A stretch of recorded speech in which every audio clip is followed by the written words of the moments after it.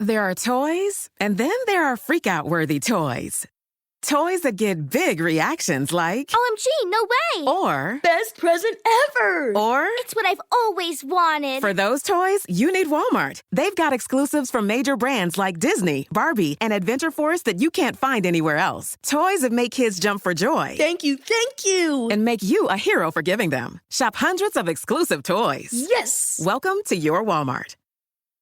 The family that vacations together stays together. At least that was the plan. Except now the Dastardly Desk Clerk is saying he can't confirm your connecting rooms. Wait, what? That's right, ma'am. You have rooms 201 and 709. No, we cannot be 5 floors away from our kids. The doors have double locks. They'll be fine. When you want your connecting rooms confirmed before you arrive, it matters where you stay. Welcome to Hilton. I see your connecting rooms are already confirmed. Hilton, for the stay.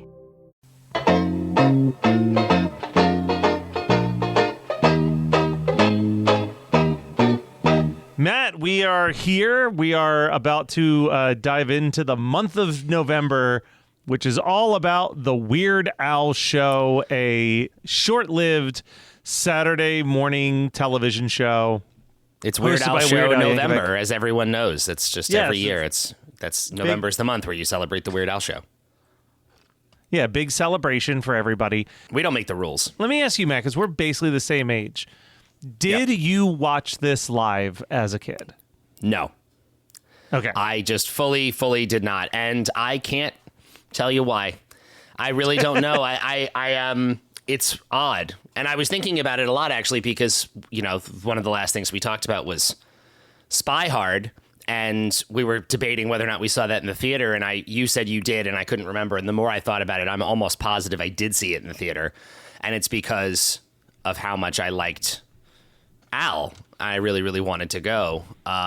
So I don't know why I didn't follow this show very well. I mean, I've seen snippets of it over the years, but I was not a devotee while it was on the air. I probably should have been. Maybe it would have gotten more than one season. We'll dive into that a little bit. And we have a guest that's coming up on one of these episodes who actually did like an hour and a half long YouTube essay about the history of the Weird Al Show. So I've asked them to join us and talk about that a little bit as well. But I definitely watch this every Saturday morning. I was a fan of this. This was a weird watch because there were elements that I remembered, and then there were things where I'm like, I don't think I've ever seen a second of this show. Like, you know what I mean? Like, it's just so strange. I think we agreed that for the duration of November, we will not acknowledge the theme song and the opening credits because that will be its own episode when we get to Running with Scissors. But I will say, like, the animation is great, and I do remember this opening. Yeah. Every Saturday. I remember the opening for sure, yeah. Yeah. Now, a quick factoid about the show, because I think this sets the tone for everything we're going to discuss here.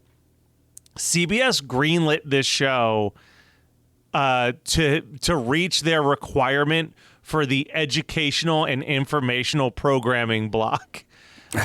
While Al was pitching it as like his version of Pee-wee's Playhouse. Because of this, Yankovic and his writers struggled with developing content appropriate for children's programming that would meet CBS's expectations while still being within Al's form of visual and more adult-leaning humor. Mm-hmm. And I think we see that in this. A big thing that I remember from the video that our upcoming guest did was that the like lesson of the day stuff was like done in post after they had shot the episodes as a way to try to force the messaging to come together. And like some of it, it's like, oh, this makes sense. And other ones, it is like a big ass stretch. It's interesting because that does, you're describing exactly what this feels like. I mean, as soon as you look at the first few shots of this, the first thing you think, at least if you're my age, is that this looks like Pee-wee's Playhouse. Yes. This is, and I actually checked on the on Al's website. He notes that the set design for this show was made by Wayne White, who did Pee-wee's Playhouse. That was an intentional. Sense. Of course, of course, Al would love that, and of course, he would follow. It's a great path to take if you are interested in making. It's so hard to describe exactly what Pee-wee did and what I get the sense that Al is trying to do here, which I think is content for children that still feels kind of dangerous and unpredictable and not so sterile as, the typical kids shows. You can be surprised. Well, so I'm looking at this now also from a lens of a person who has children in his house who watch all types of stuff on YouTube now. That is that's where kids are going for where we went to PBS or Nickelodeon. They go to YouTube. You have a character like Blippi right now who I guess people are comparing to Pee-wee's Playhouse. And the thing that's missing there is when I watch Pee-wee's Playhouse, there is this genuine care that you see Paul Reubens have towards towards the audience that's watching it. Yeah. And you see that he's entertaining the adults watching, but he is trying to teach some types of lessons, right? Yeah. And I think Al is in that same category of you make your main character an adult child that does the wrong thing so that you can build lessons on like kindness and creativity and like kind of hit these topics of like this character is a bit of a bad influence and over the next 30 minutes we're going to watch them grow and learn to not be that way. Whereas like Blippi doesn't have that element. Blippi just runs around in amusement parks and makes noises. And I'm like, this is not the same as like a Pee-wee or a Weird Al show. And I think the Weird Al show does capture that. Yes, it tries to. It's a tough balance to strike. It's really, really hard because kids, I think, know. I think kids are very aware. I don't have anyone in my life that makes me super familiar with Blippi. Yeah, I've heard of it, and I think I've seen little bits and pieces. But and it seems like a reasonably fine kids show.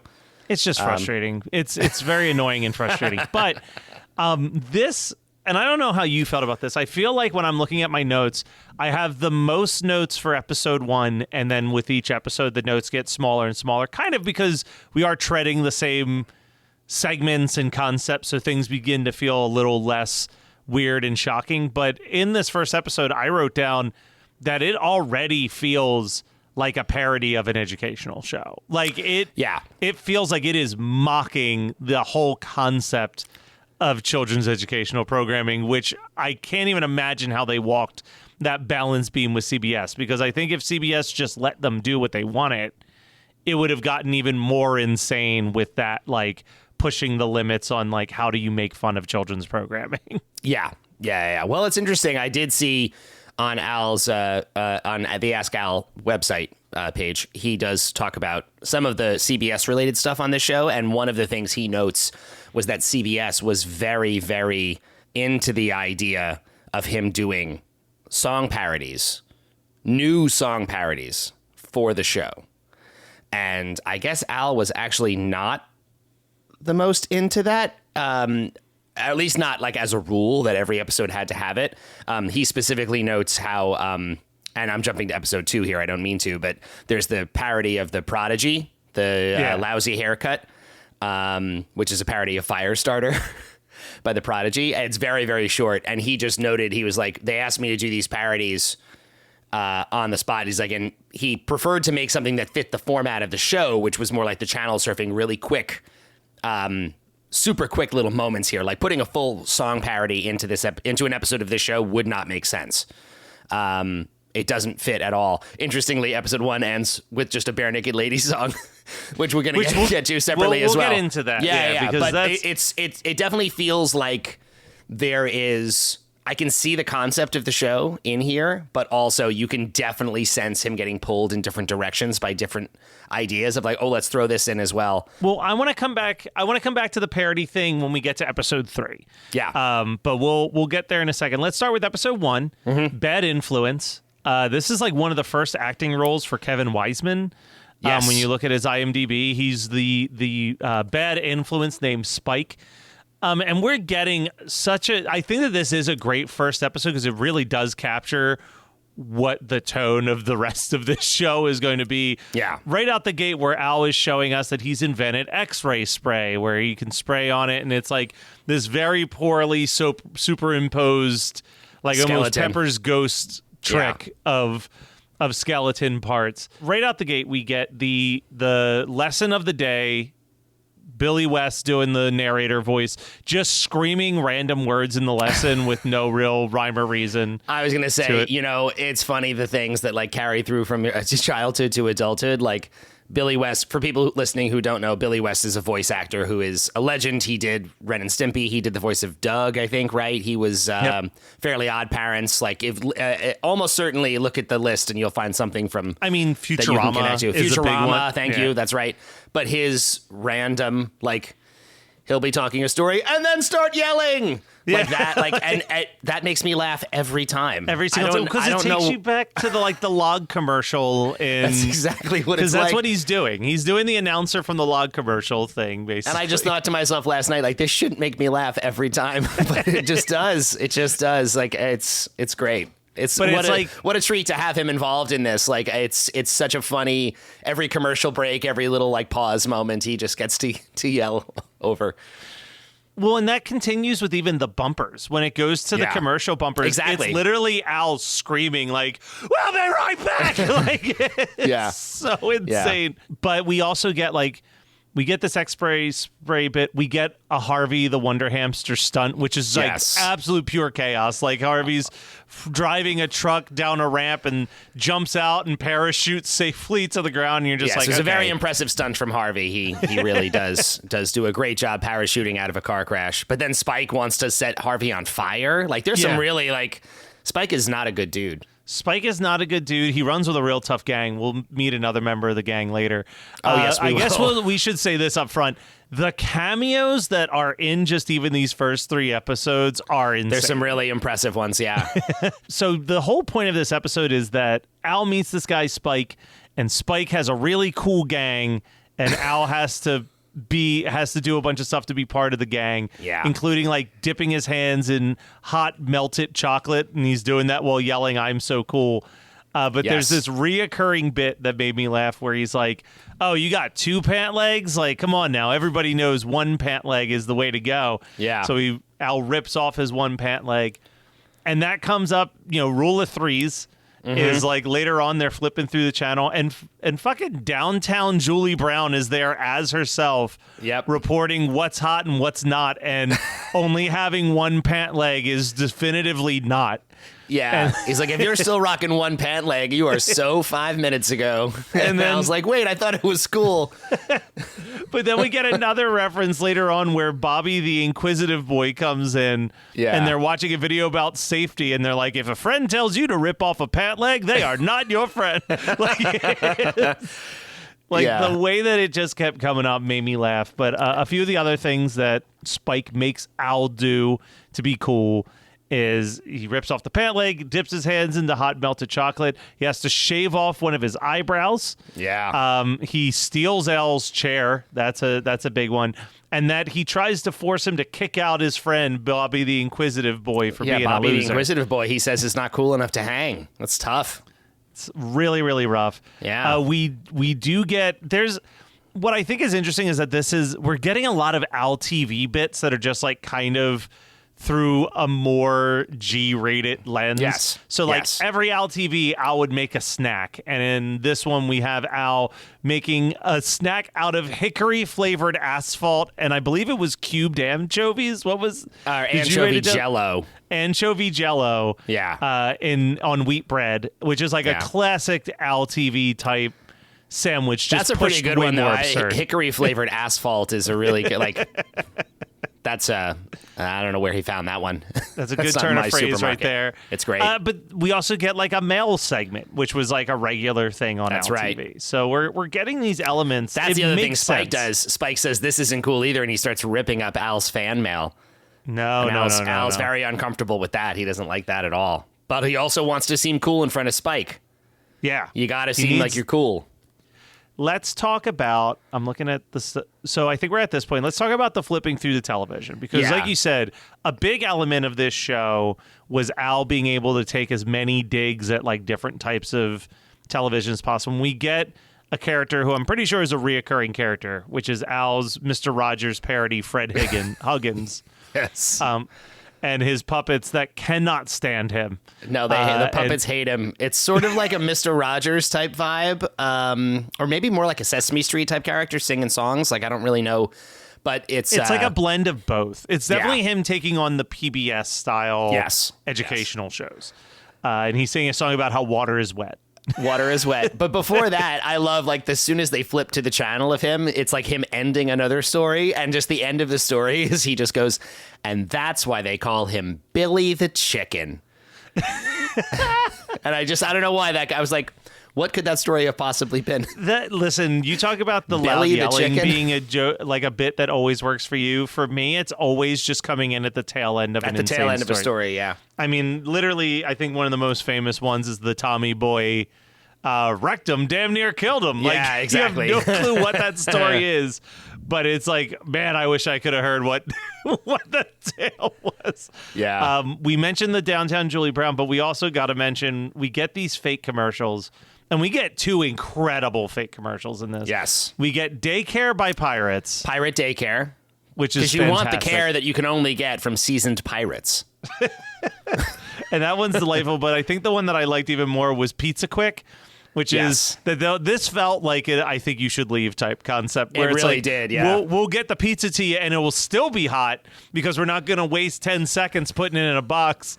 And it's like this great bit of them opening the door and the guy is sitting there holding a pizza and it is like a torrential downpour. And it's pouring rain. The pizza is soaking wet. And then the delivery guy hands the pizza because again, no box. That's the idea of this. It's too much time to put the pizza in a box. So we're just going to carry it to you hot. And it's soaking wet with rain, and he hands it to the customer. And as soon as the customer grabs it, he like braces, like, "Ooh, it's hot!" Like, like how could it possibly still be hot? It's that's a great little silly bit. This is such a fun, and it's going to come through every episode, but you can see and hear, like, in a way, this is the closest I've ever seen to this very like quick form sketch comedy from Al, where it's just literally. Rick and Morty took this device later for their interdimensional cable, where they're just flipping through the channels and watching insane commercials. I feel like Al could have done a whole show around this, and it would have been absolutely fantastic. I don't know if you still watch SNL, but I feel like every once a year now, they've been doing a bit that's like the TikTok doom scroll, where it's just a 4-minute sketch of someone just flipping through TikToks, and you're just getting these miniature 10 to 15 second bits that are parodying the types of people on TikTok. And I've not actually seen that. I think all the time, like, man, there is a show here. Like, there is a concept of just a show here, or like a movie. Like, I think that we're not too far away from someone finding a way to do a full horror movie that's based on doom scrolling on TikTok. It kind of touches on the format of like Robot Chicken, right? Yeah. The very, very quick. Or even like Tim and Eric's awesome show used to do versions of this as well. Like, where like it is a bit that could be a minute long, but it also could be 2 seconds long. Well, and you don't actually know. It's just flying across, and it's very ADD entertainment. Like, yeah. But you know what? It makes sense because how many times, I don't know, but I still watch SNL every week. And there are so many sketches where I will sit through a 5-minute sketch and you can tell that it was like, they just had this one joke that they really wanted to get in. Yeah. And they had to build a whole sketch to get around to this joke, one joke. But when you do this format, you can just jump in and in 30 seconds do the setup joke, move on. Yep. It's and true. It does. It works very well. Finally, well, let's talk about the one letter that Al does read before Spike comes and tears up things, because this got a big laugh out of me, which is that he reads a letter that says, "Do you have any brothers and sisters who aren't cheap camera tricks?" And then Al says, "Yes, I have this brother over here." And then it's just Al, very teeny tiny, superimposed. Yeah. And he's like, but he is just a cheap camera trick. Yeah, it's good. It's good. The one other note I have here from before, from the, you mentioned Bobby the Inquisitive Boy gets shown a film. Safety in You. Exactly, because he hurts himself. He falls down. He's hurt his knee. And he comes looking for a Band-Aid. And, of course, Spike doesn't think that's cool. It's not cool to need a Band-Aid. Well, and Al has a great line, which, look, we're just let me say this. We try not to be too political, but this is going to come out right before the election. Go out and vote, folks.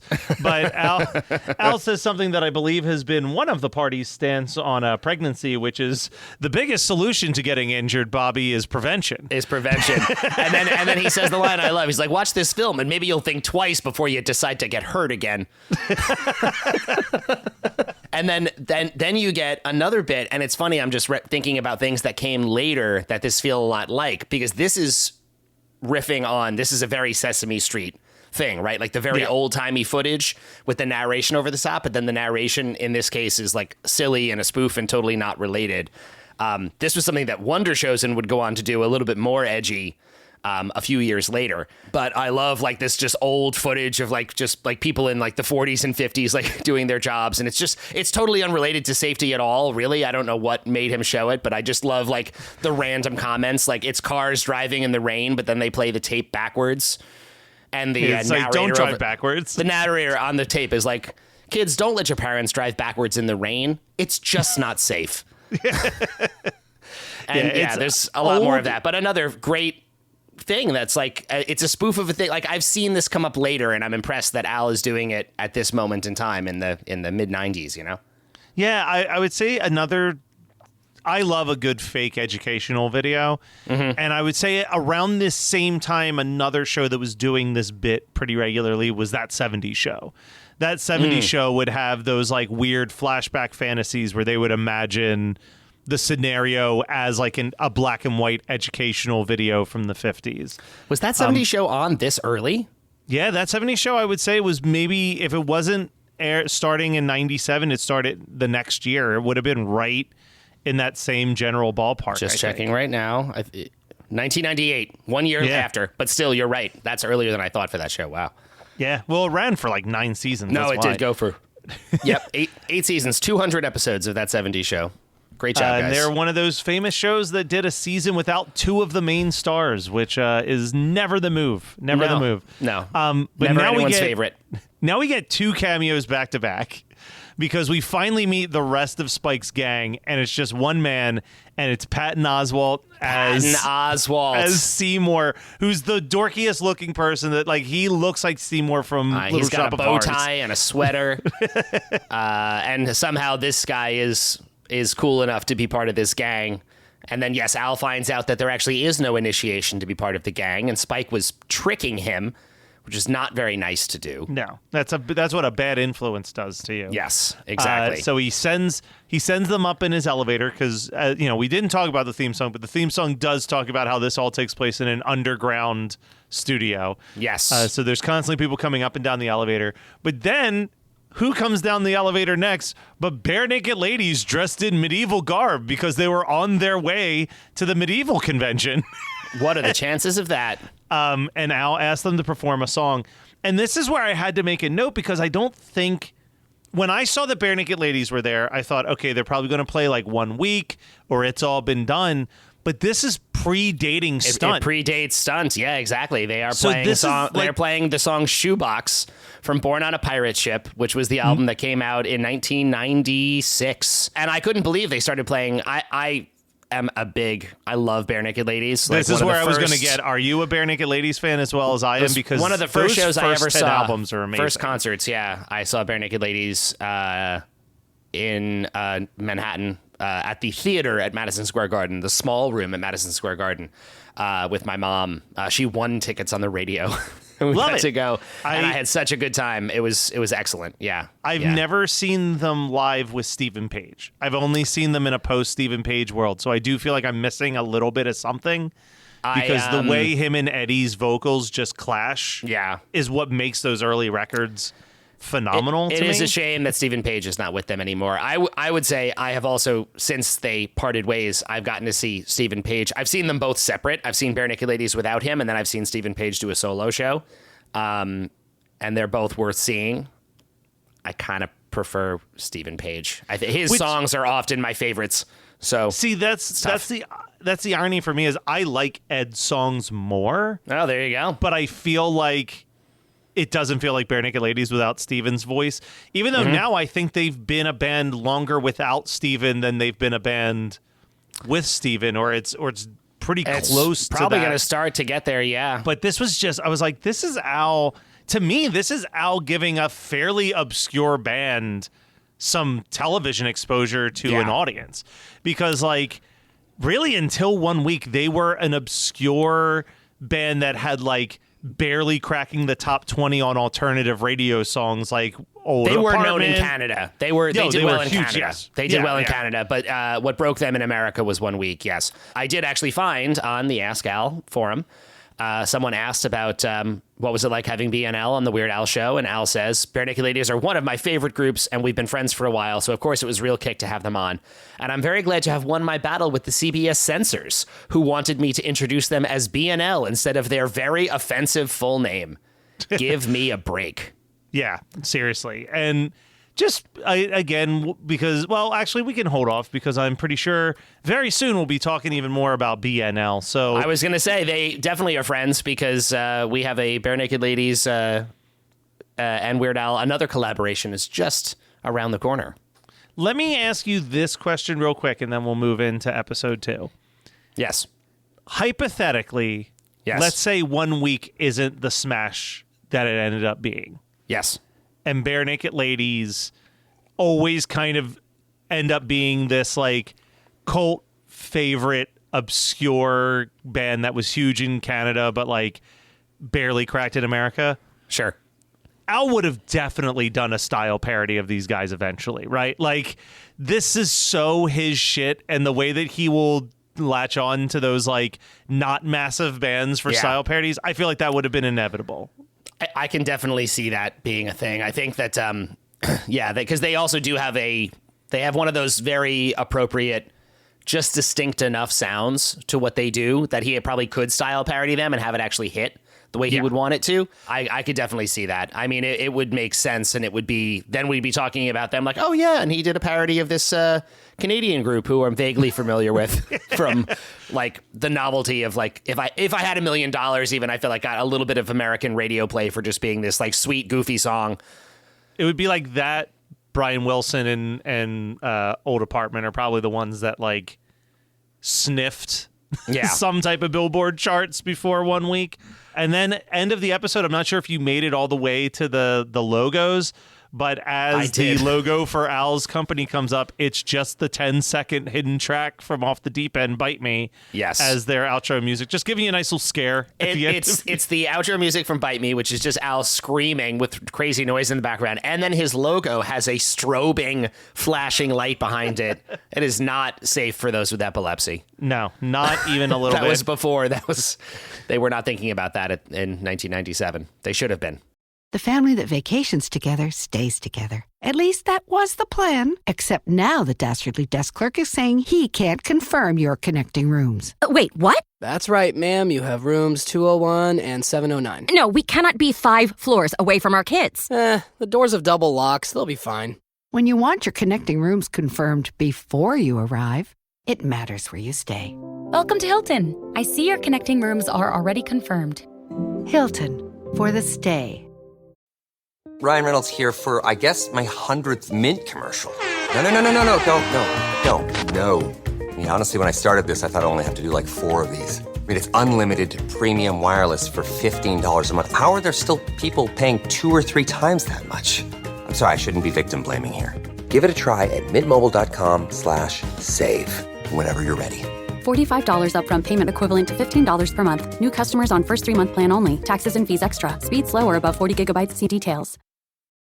Do you like to laugh, geek out on music, and learn all about that band or artist who had that one song back in the day, but then seemed to fall off the face of the earth? If so, you need to subscribe to One Hit Thunder.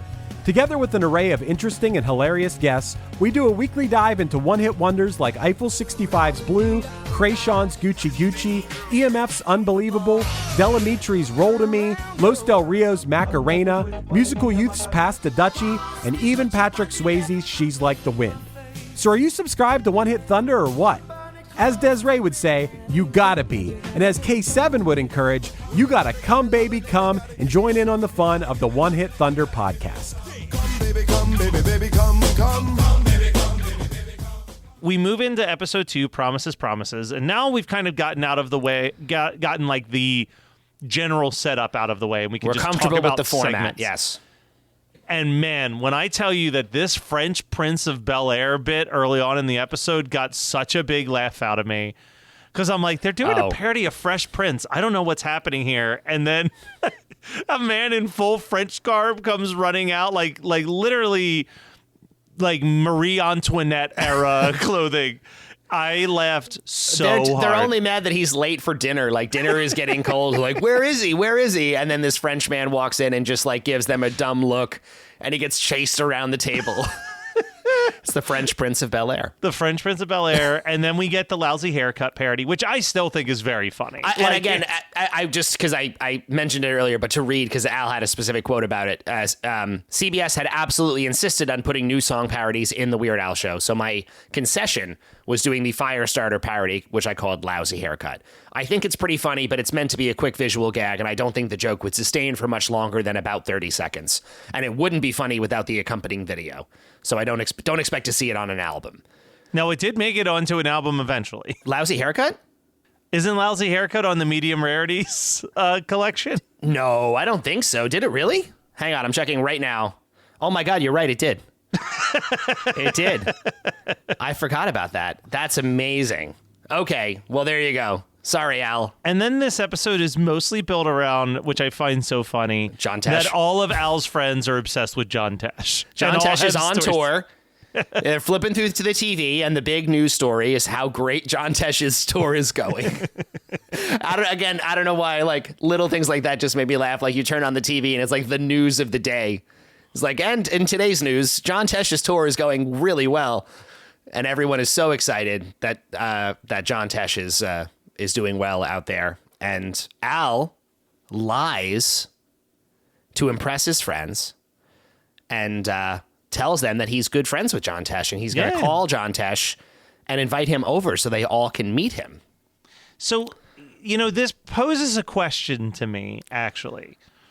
Is the Weird Al of the Weird Al show, do we think that this Weird Al is also a world famous parody artist, or is this just a guy who happens to be named Weird Al? Because the idea that Weird Al the musician might be friends with John Tesh doesn't seem that far-fetched, but just the guy who lives in an underground house seems outrageous.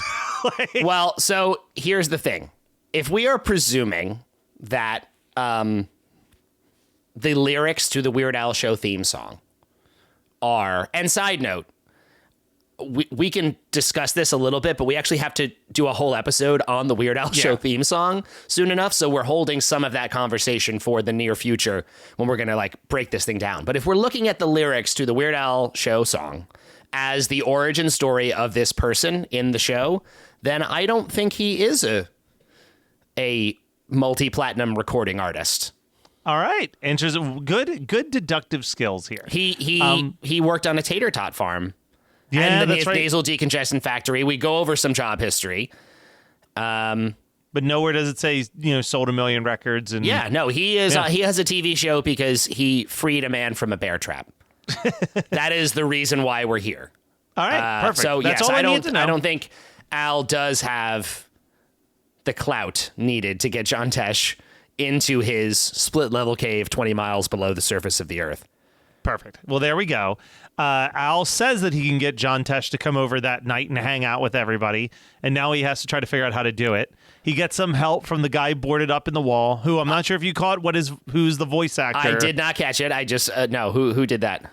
That's Eddie Deason.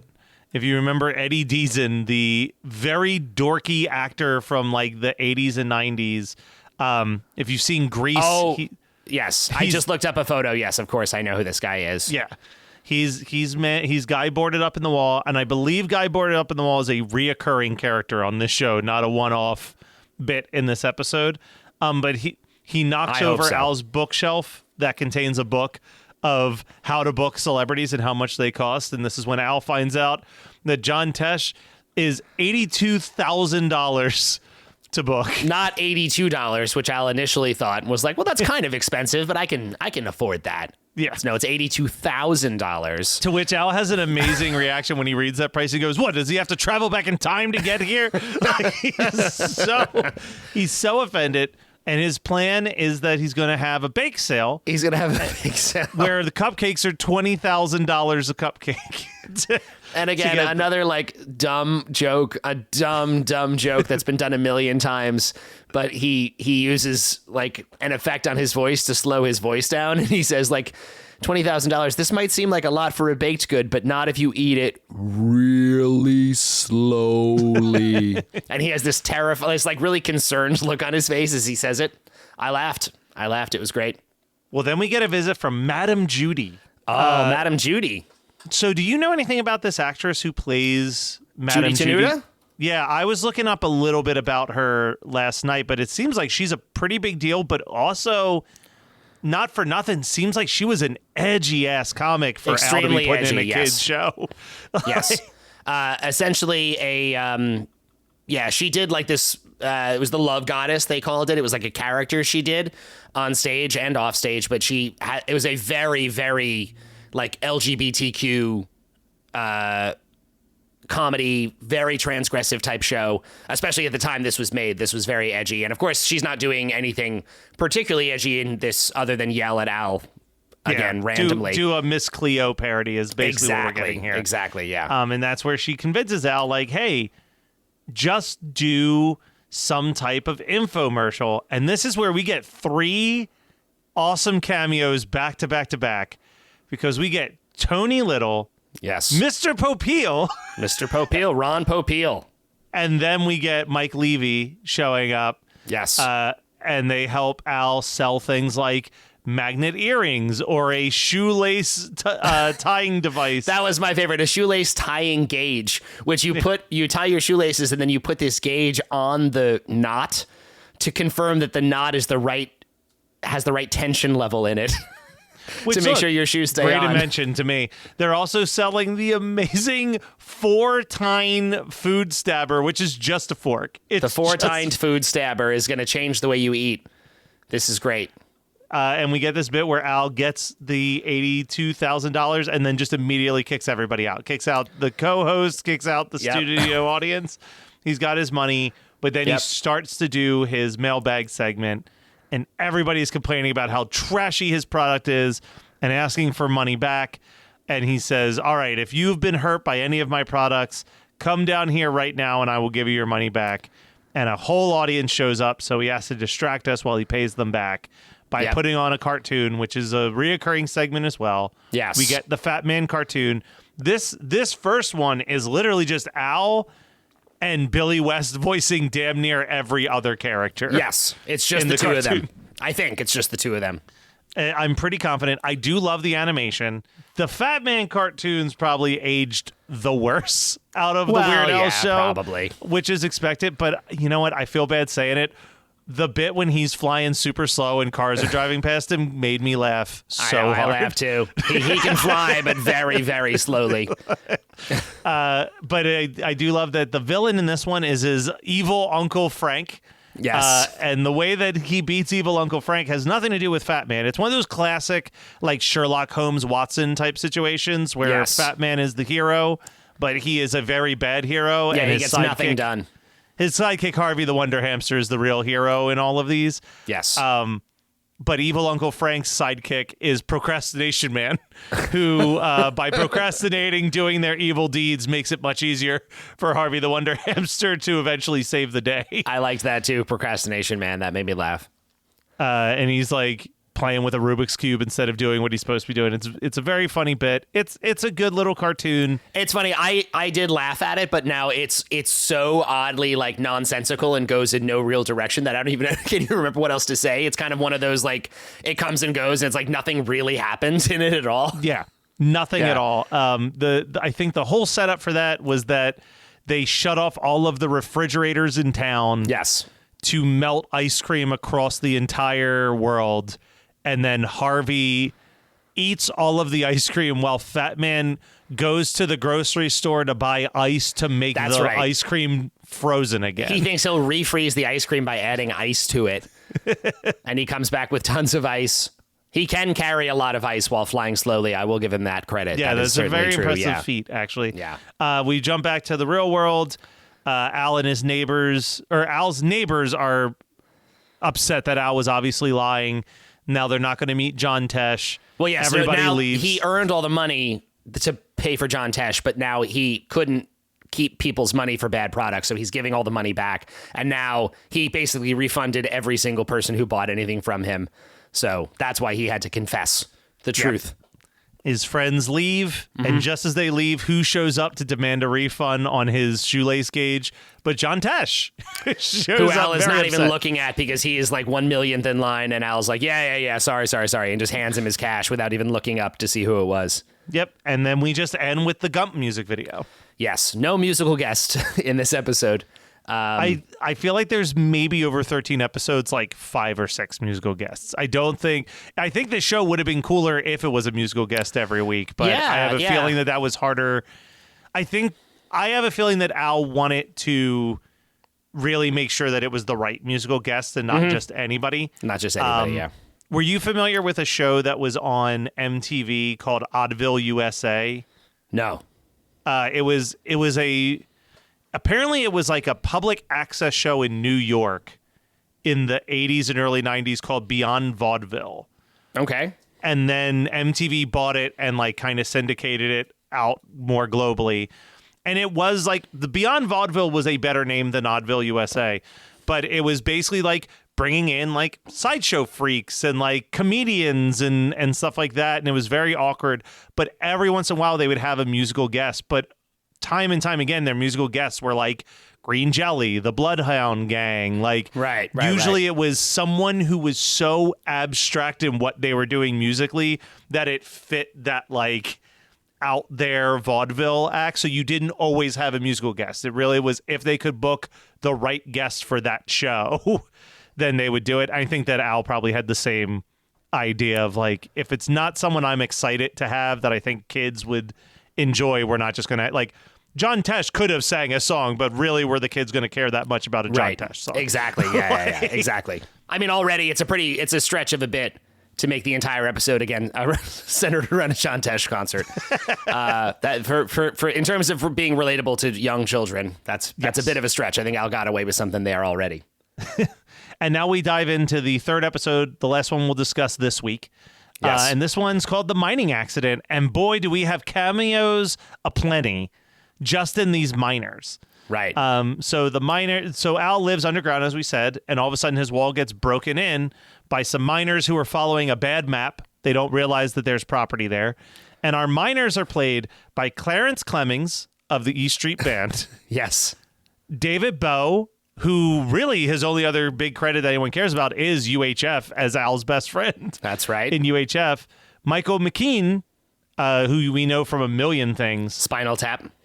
And then, I love this, David Lander, who's not much of a household name, except that he played Squiggy in Laverne and Shirley, where Michael McKean played Lenny. Yes. So it was almost like this minor Laverne and Shirley reunion between the two of them. And Al's just beyond annoyed by these guys. Well, I mean, they did crash through his living room, to be fair. Like, I also love just the gag at the beginning. Like, he is once again, the episode starts with him trying to write a song about cheese. He's having a very hard time doing it. So then to like take his mind off of it, he goes to introduce Harvey, and he's in the middle of singing the Harvey the Wonder Hamster song again. And smack in the middle of it, all of a sudden his just living room explodes. And he screams, throws Harvey in the air, and these guys come barricading, through his wall. And yes, Al is very annoyed. He's very annoyed. He's trying to teach us how to make things out of split pea fudge. And this is when the head miner, played by Michael McKean, comes in. He's like, you got to learn how to wrap this properly. Otherwise, you're going to lose all the texture. And this also annoys Al. So this is when Al gets frustrated. He puts on the TV. Here's where I want to talk about the parody thing that CBS wanted. Okay. Because he puts on this show, Phil Fry, which is a spot-on parody of what the Bill Nye the Science Guy show was. Yep. And I'm saying this as a person who still, in my almost 40 years of life, adores the 90s Bill Nye the Science Guy show. But like in this particular thing, they just keep saying grass is green, and it's like close-ups of mouths saying it's really fucking weird. And that's how Bill Nye was. But if you watch Bill Nye the Science Guy, every episode ended with a parody song of a popular song about that particular scientific theory that they learned about. And I feel like that was another reason why Al pushed against it, was that someone was already doing popular song parodies in children's education shows. I feel like to him, it would have just felt like we're already... I think Al always wants his thing to be as fresh and different as possible. And in that case, it would have just been the other show that's brand new doing the thing that the show 5 years old has been doing. It makes total sense. I mean, this is a classic creative debate that but of course from the studio's perspective is like, this is the parody guy. We're going to give him a show and he's not going to do song parodies. Like he doesn't want to do the one thing he's known for. Which I think is the balance that Al has finally found after I feel like it's been 35 to 40 years before Al has been able to find the audience that gets this, which is like Al's most famous thing is music parody. Yeah. But at his core, he is a satirist / parodyist of all pop culture. And a comic. He is a comic. Yeah. He is a comic, which is why UHF, like we talked about when we did the UHF episode, the biggest thing that sticks out is not belonging in that movie is when it goes into a music video segment. Yeah. Because it's not a movie about music. Yeah. Like it feels like so out there. No, and the other thing to bring up, and again, we will talk about these as we get, this is, years down the line for Al, but it just feels like the world also opened up for him. Because again, this is a CBS show, right? So he is dealing with the suits completely. And these network executives who are just like, don't understand a creative vision or a different type of path for an artist like this. Like, it just doesn't make sense to them. Why would you want to do something different than the thing that you are successful at doing? Yeah. But later on down the line, he will work on like Comedy Bang Bang, which is a much smaller show on a much smaller network. But in the context of that, he's still being himself. He's still actually making music, but it's so off the wall and so different than any other thing. Like, I feel like the world just had to catch up to him and find the right people who understand his strengths, and that his strengths aren't just, let's take a popular song and make all the words about food. Yeah. He's way more creative than that. Well, and we're going to hit a really strange spot because this is the first time we're doing something like this on this show, right? Yeah. Like, usually if Al's showing up on a TV show that's not an Al TV special or something like that, we just mention it in a mailbag episode and watch like that one segment. This is like the first time that we're talking about something that is like a weekly show that Al is featured on. Yeah. Very, very close to, I would say it's right around Alpocalypse period. All of a sudden, there's this whole other world that we're going to be diving into. Yeah. Where, like you said, there's Comedy Bang Bang, which is like for a full season, he is a regular co-host of.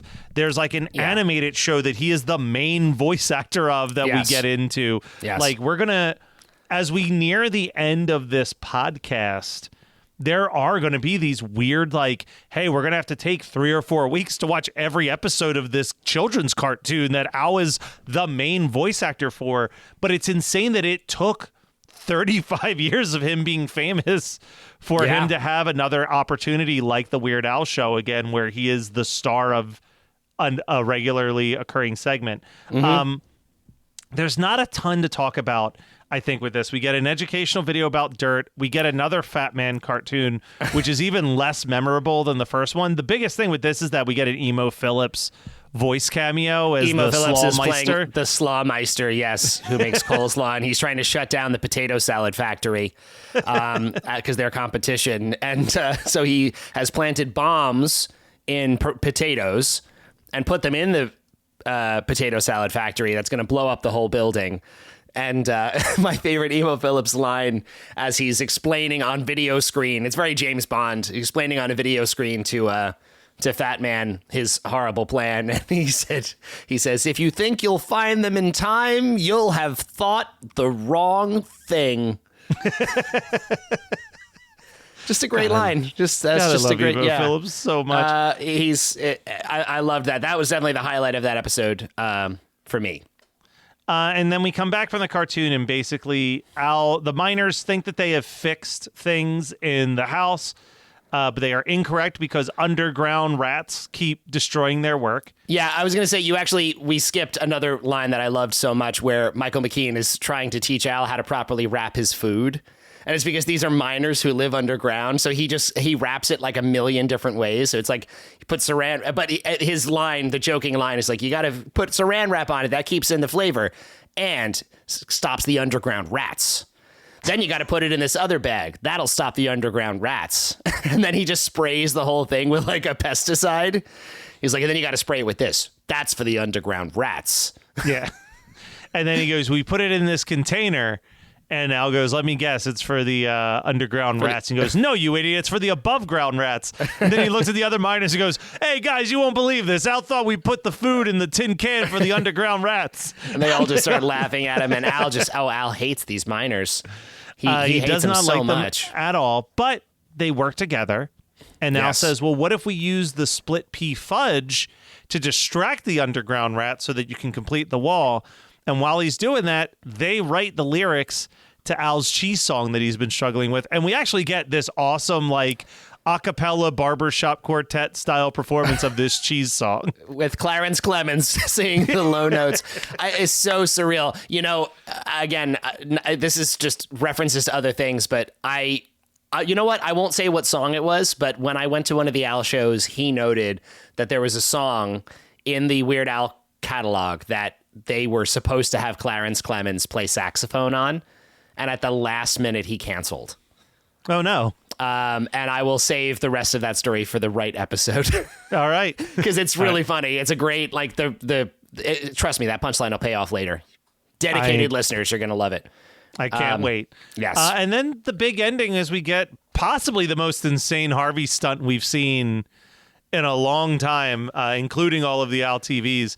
Because Harvey is like bouncing off of different parts of the wall and like eventually safely lands in Al's hand.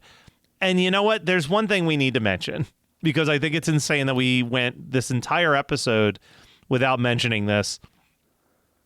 Al's upstairs neighbor is a superhero named the Hooded Avenger. I was saying we didn't talk about the Hooded Avenger, yeah. Who has not done a damn thing as long as he's been on this show beyond sit there and hang out with Al for a little bit. Yeah, he just comes and visits crime every once in a while. But the Hooded Avenger is the one who tries to tell Al that the miners aren't so bad. Yeah, because they did this to him a year ago. Yeah, these miners are really not good at what they're doing. They keep crashing into other people's houses. But the Hooded Avenger, is that? I just immediately the Hooded Avenger. I'm looking at the Wikipedia page. Yeah, he comes there. He's like, oh, they're not so bad. They're just a little different. And now here's the lesson about this episode is like, you know, don't judge people who are different. Yeah.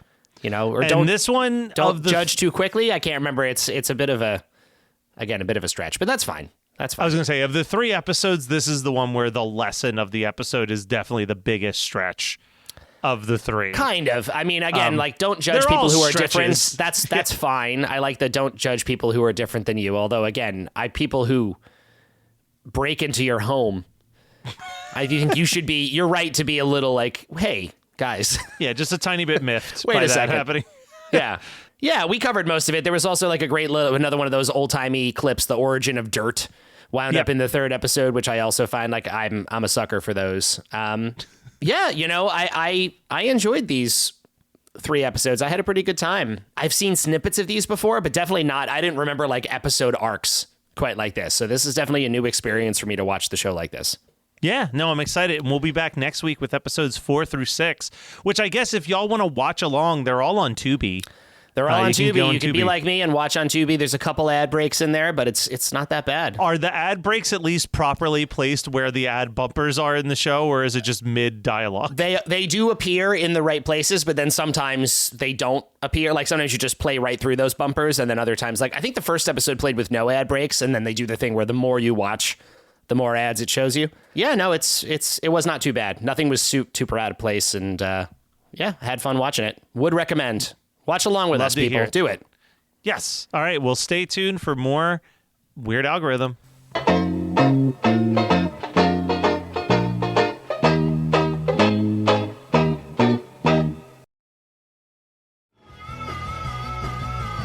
You're listening to the Geekscape Network.